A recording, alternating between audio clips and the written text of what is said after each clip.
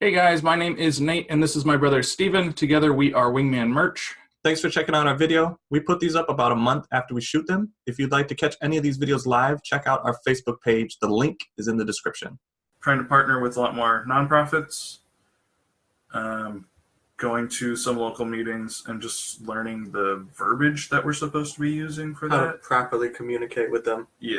They have a lot of different in-house terms that we were not aware of, but getting to know the right people and getting to know the title of those right people. Yeah, we're trying to bundle that information up so that we can deliver it to you guys in a good way.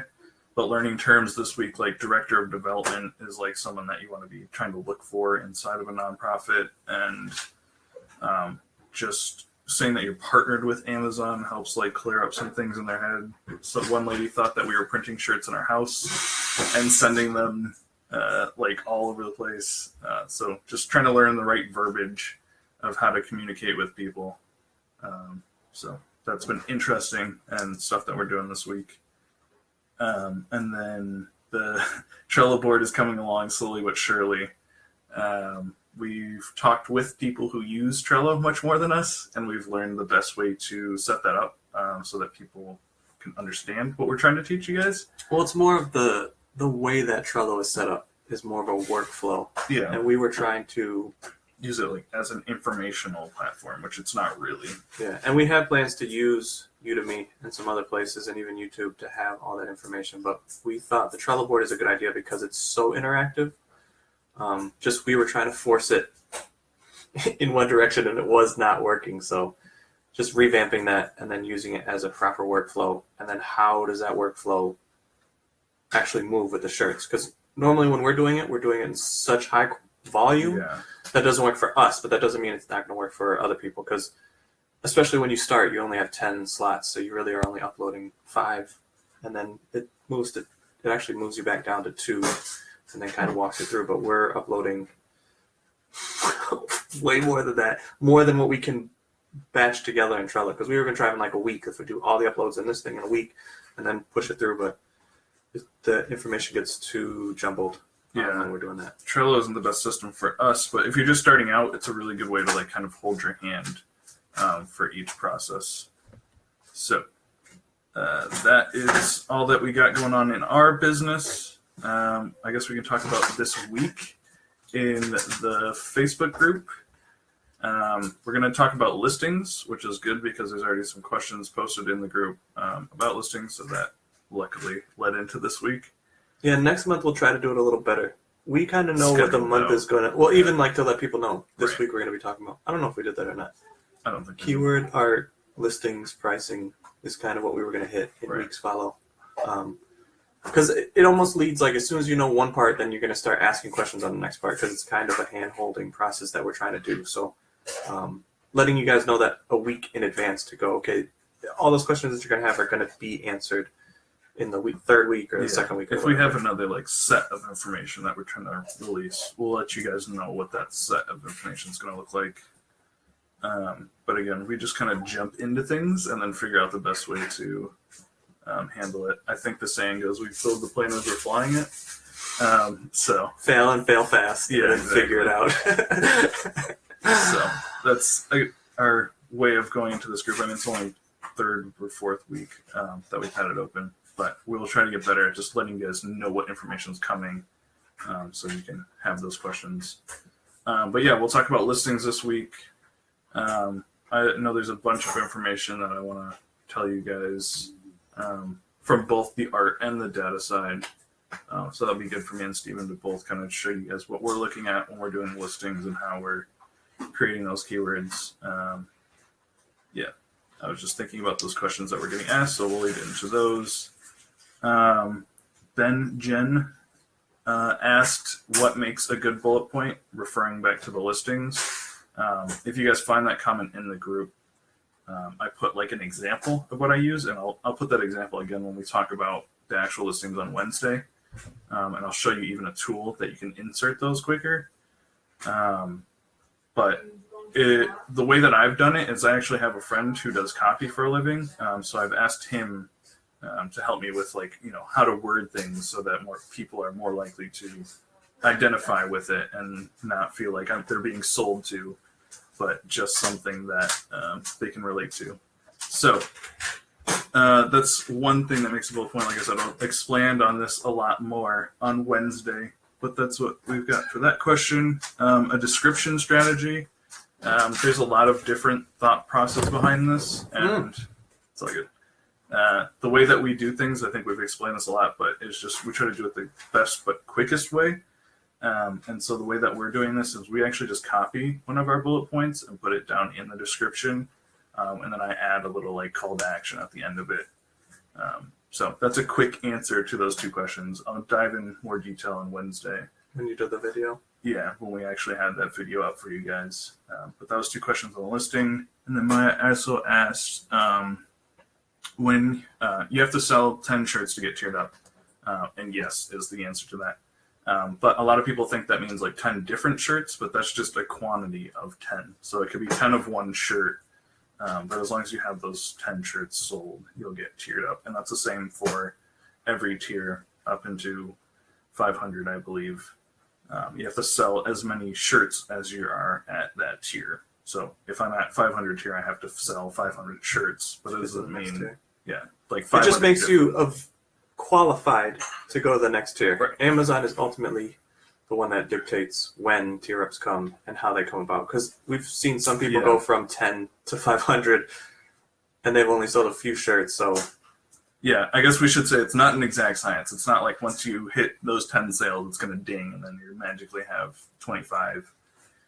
It still is on Amazon. So we call it your account being eligible for tier up. So if you sold that many shirts and you have all your listings full is another thing they look for. And if you're in a lot of the communities, you can kind of see like a bunch of people got tiered up. They almost do it in like waves. So the same thing with being applying and then getting approved is a lot of people apply throughout, say, the whole year, and then a few months out of the year, that's when like a ton of people get qualified. Not to say that throughout those different months people aren't getting approved. Nathaniel was the best example to me because I was watching those trends of when people were getting accepted to their accounts, and then Nathaniel applied and got it almost within like a few weeks. Yeah, I think it was like 3 weeks. But we think what happened was in that time frame, they were looking for people that had background in design and that had proof by adding their website. So it just so happened that he caught the right window at the right time. And that's kind of what we're seeing with a lot of other things too.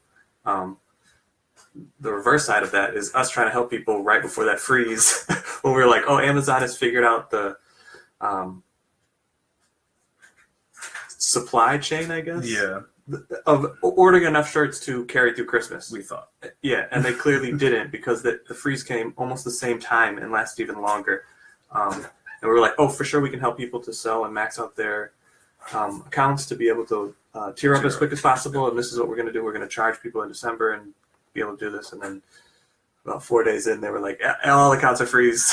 We're like, okay, that backfired big time. So we got to readjust. That's part of the reason why we're doing this now for free.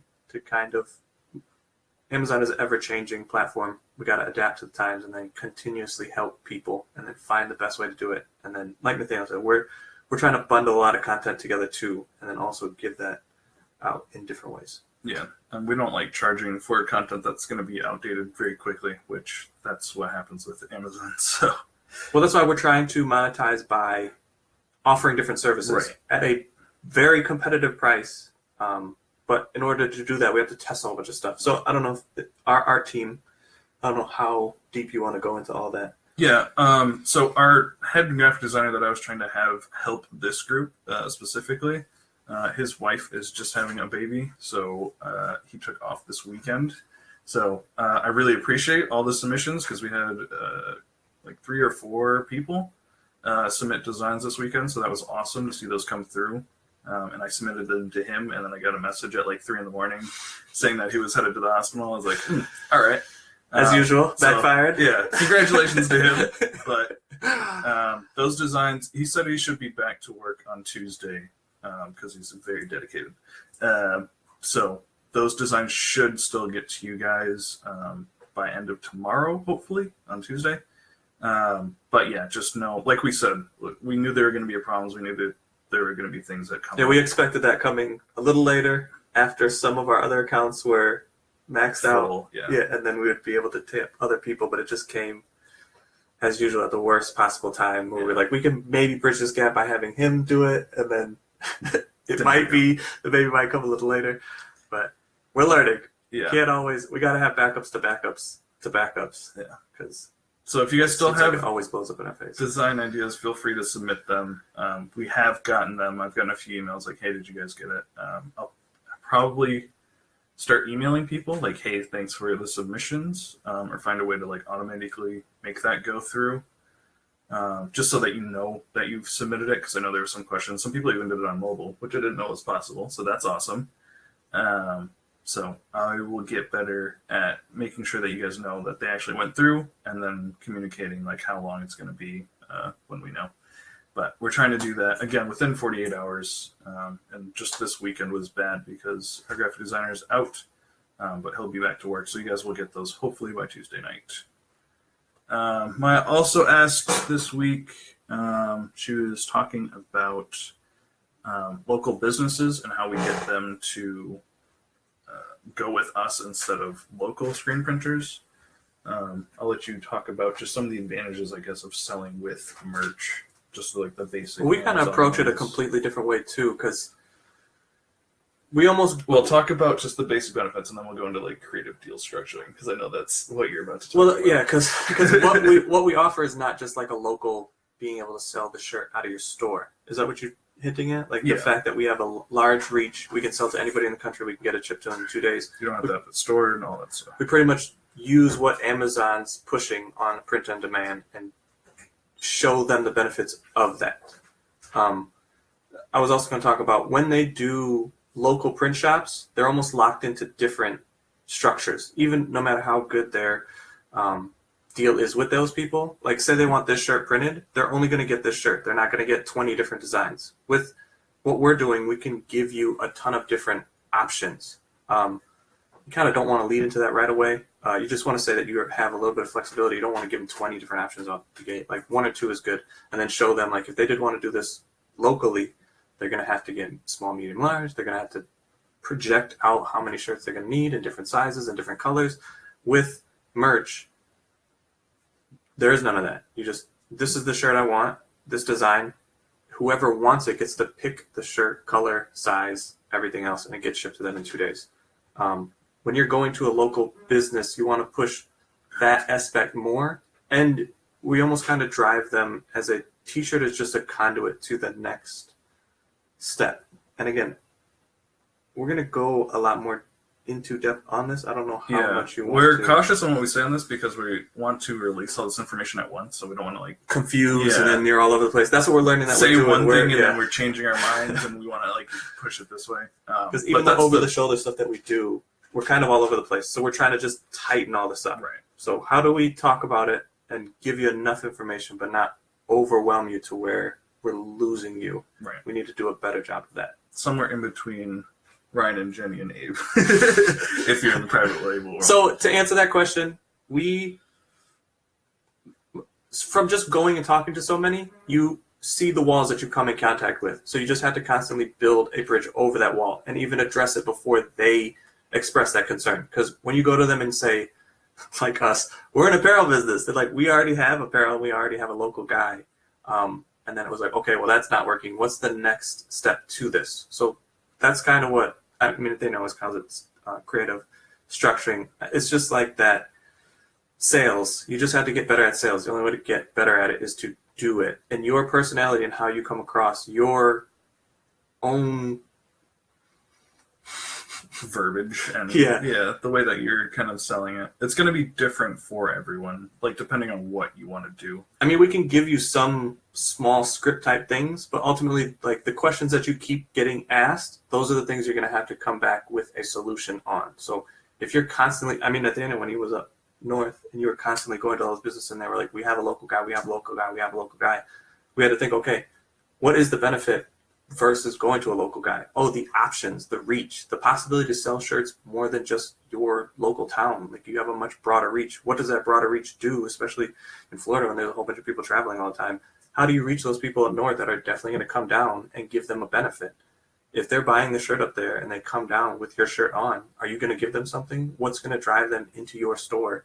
Is that shirt going to do it? Do you need to do other things? Like, that's kind of how we use the shirt. It's just a through line to get into the store, to talk to the people, to sell shirts, and then additionally other things that we can do for them. Yeah. Hopefully you can see how many ideas Steven has coming to his head. I always feel like I'm being coy, but it is that, like, as soon as I start talking on that thing, it's going to go. Yeah, like me with art. Like, he just has, I call it creative deal structuring.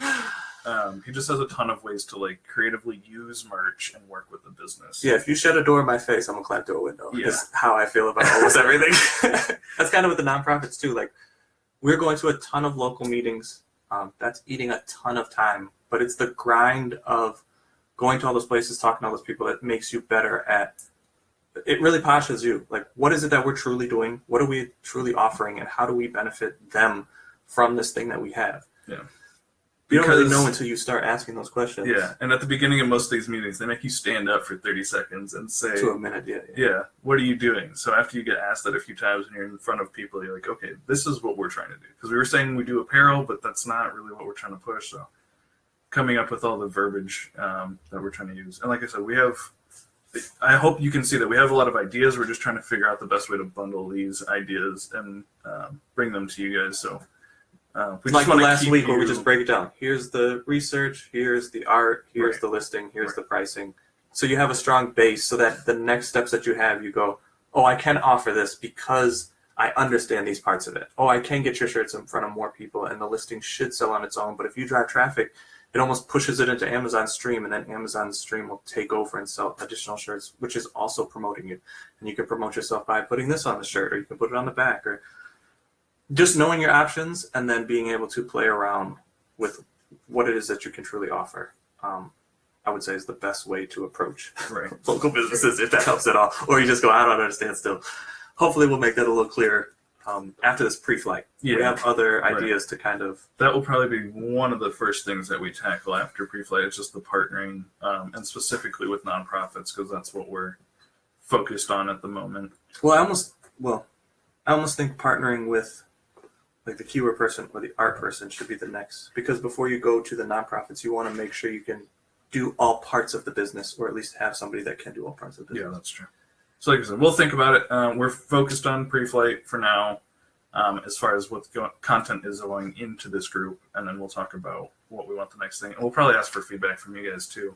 Like if you guys completely understand merch and you're not worried about it, then we can talk about more creative stuff. But if there's still some people hung up, I'm like, okay, how do I actually get art done? We can. I was going to say, even the nonprofit that we're working with now, they were all amped up to like get this thing going, and it's been like 3 weeks, and they just get busy. Yeah, so just know that it's going to be time consuming. Even when you get that, yes, it's still going to be, like weeks out, teeth, before you get anything in your hands. It's just business, just based on how you structure everything. So, like Steven said, just business. Some very rare deals go down without a hitch.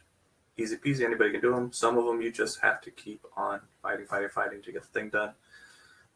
And know what you're doing that stuff for. A lot of other Amazon sellers are always like, what's your why? Why are you doing this? If you do have a good why and a good reason for it, it makes going through the process a little easier. Those days that it's just everything is hard, everything is difficult, everything is breaking down. Most Mondays for us, it's just like, okay, we got to figure this thing out. We had to push the time back. We almost had to push it back again, but then I actually got home like right in time to jump on this. So even problems last week with the sound. I mean, we didn't even check this one. We should have probably checked it. Whoops. It is what it is. So. Yeah, we would assume somebody would have been like, we can hear you. Hopefully. If not, we'll do it again. Yeah. All right, I think that's all the updates that we have. So just look out for this Wednesday. We should be posting a video talking about listings and actually a tool that I'm kind of excited to share of how to speed those up for you guys. If you are doing a large quantity, it definitely helps. And I think that's all we got. Anything you got to say? We're not shutting that art down, are we? We're just trying to... No. Like I said, if you guys still have ideas, feel free to submit them. Just know that it's going to be a little bit longer, possibly. Like I said, all that stuff should be done by Tuesday night. And I will upgrade you guys as soon as I get those in. But yeah, we're not shutting that down. unless it becomes a bigger problem. I guess I don't want to say that. Like, for sure, we're going to stick with it. But if it does become a bigger problem, we'll be open and honest with you guys. Like, hey, this really didn't work out. But we still want to push I guess through with that. probably put that in a post too, because who knows who's going to sit down and watch this. 25 minutes. Yeah. Yeah. Just as an update post. Right. All right. Well, thanks for joining us. As always, post your comments and questions either below or in the group. We love to answer them. And yeah, have a good week.